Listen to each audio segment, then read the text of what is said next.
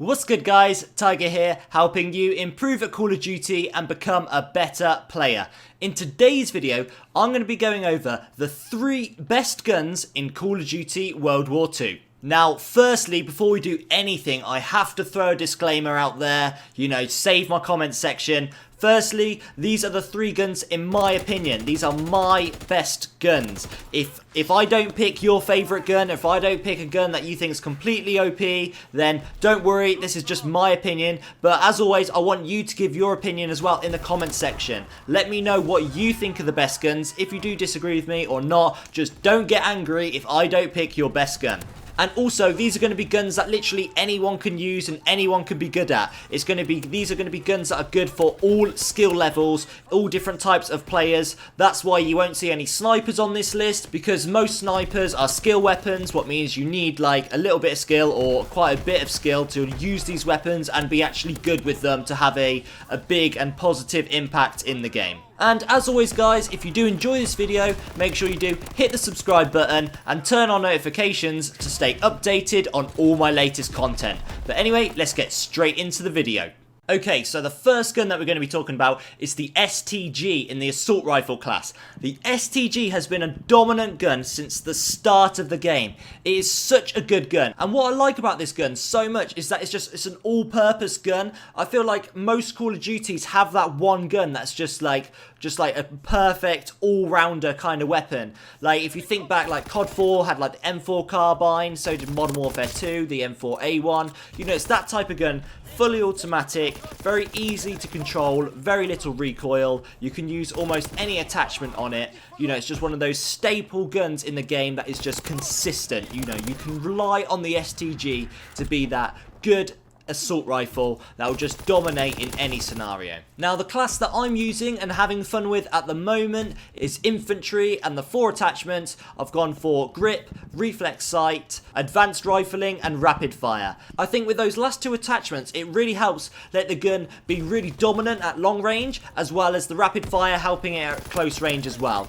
I think this class just makes it really suitable for all scenarios, and I think specialist is a dominant basic training, especially if you're going for V2 rockets, because you don't get score streaks. It allows you to get a lot of kills just with your gun. But like I said earlier, the STG is just so easy to use, and it's also a very, very good gun for hardcore as well. It's not just for core. You can use it on pretty much every map. It's just very dominant. Also, if you guys watch the esports scene, a lot of the pros are using the STG now. It's a very strong weapon alongside the bar, but I think the STG, especially in like public matches and just like general, STG is just a very dominant gun, and in my opinion, the best AR in the game. Okay, so the second gun we're going to be talking about is, you guessed it, the Ppsh. The Ppsh has to be the strongest weapon in Cod Ww2 from start to finish. It has literally held the #1 sub spot since day one. Really, really good submachine gun. It was awesome back in World at War.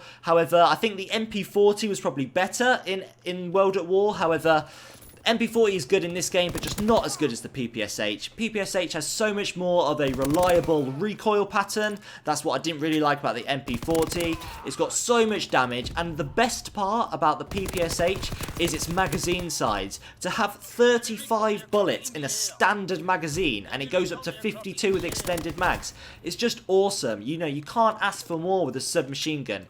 With 35 bullets, you could very easily get 3-4 kills without reloading, and that is just what I love about this gun. Also, the attachments, if you put on just like the basic, like the classic attachments, quick draw, grip, advanced rifling, the gun is just dominant. But in all honesty, you can use pretty much any attachment. It's just a very good gun, very all-round gun.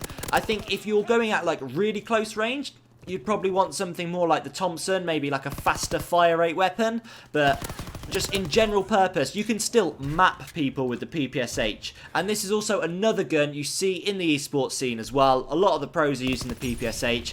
Very common weapon, and I'm sure it's came to no surprise to you as well. Okay, last but by all means not least, Now this one might surprise you, I've gone for the MG15. I think this is an awesome weapon and just goes to show, in my opinion, that LMGs are just so underrated. I really think that not enough people are using LMGs. Yes, you see them in shipment, yes, you see them in like those long range gunfights, but the gun is just awesome, and I don't think enough people are using LMGs as a whole, especially the MG15. Now, I have to be honest, there's lots of honourable mentions in this video that I'm going to mention at the end, but the MG15 is awesome. I haven't actually had that much playtime on it, considering compared to the rest of the weapons, because I was using the Lewis for a while, and I honestly thought the Lewis was like the best LMG and possibly like one of the best guns in the game, and I still do, but more and more I've been coming across the MG15, and I just think it's awesome. I think the faster fire rate and like the more mobility and the quicker reloading time as well just edges it over the Lewis. The Lewis is so strong, like it just packs a punch. It just does so much damage. But I think the extra mobility, faster fire rate of the MG15 allows it to feels more like an assault rifle. You don't feel like you've got an LMG in your hand. You know, you feel fast, you don't feel slow while holding it.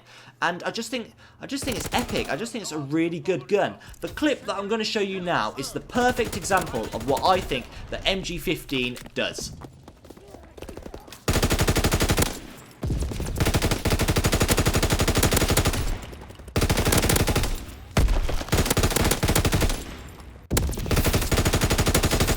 I thought that was a really cool three-piece. I was pretty happy with that myself, and I think the reason why I was able to get that as well is my class. This is the class I'm running for the MG15. I think it's very well balanced, and if you've watched a lot of my videos, you'll notice that I seem to go round. I use this class a lot for LMGs. I just think it's really good. So I've gone for infantry. So when I'm aiming down sight, I've got that fast because it's basically like scopes. You know, your strafe speed's really good.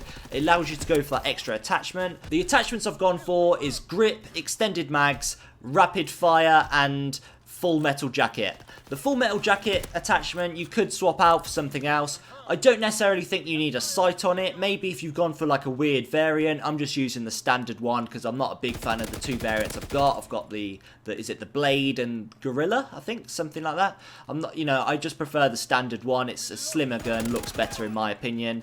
And yeah, I just think these attachments are really good for it. Extended mags are awesome because you can literally get like 5 kills without even having to reload. And reloading is the biggest problem with LMGs. But like I said with the MG15, it's probably got the fastest reload. And that is really important because you don't want to be stuck in a corner just waiting to reload. I don't feel like you need quick draw on it. I think I aimed in pretty fast, but also having steady aim means that it kind of like counters having quick draw because you don't need quick draw if they're at close range. You can literally just hit fire, and I find that really good. I find the spray on the MG15 with steady aim is really good. Like, it's not bad at all. You'd think with an LMG that the spray would just like go everywhere. You'd miss so many bullets, but you can honestly hit fire at close range with this weapon and feel confident you'll get the kill. This is another gun that is awesome at hardcore as well. Really good gun. The fire rate makes it really good. And also, like I said, with the fire rate, it means it's good at close range. So you can even run it on a map like Point de Hoc. You know, like you can honestly run it on any map. So, honourable mentions, guys. I have to mention the ITRA Burst, one of the DLC weapons. I think it's the first burst weapon we've ever had in Cod Ww2. I think it's awesome. It was so dominant when it came out. It got nerfed slightly, but I still think it's in a very, very good position. The reason why I've put it as an honourable mention is because I do think you need a little bit of skill to be good at this weapon. Because it's a burst fire, you need to make sure you hit those shots. If you don't get your first burst on target, then you're likely going to die if you're in like a head-to-head gunfight. Another honourable mention is the combat shotgun. This gun is so dominant, and the fact that you know, so many of us complain about the shotguns in this game, it's all because of this one weapon. The combat shotgun is so good, especially on Point de Hoc and those close ranged maps. You know it's good, you know it's strong, and that is why it's an honourable mention. Other ones to mention as well, you've got the MP40, very strong, if not the second best in the submachine gun class. Grease gun is a very good gun if you've got the right attachments on it.